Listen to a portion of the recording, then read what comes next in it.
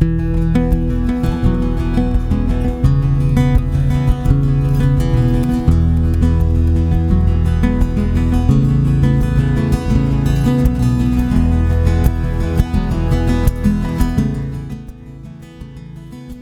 تو ایک جینون شاعر نے اس مشاعرے کا انعقاد کیا بغیر کسی ادارے یا سہولت کاروں کی مدد سے.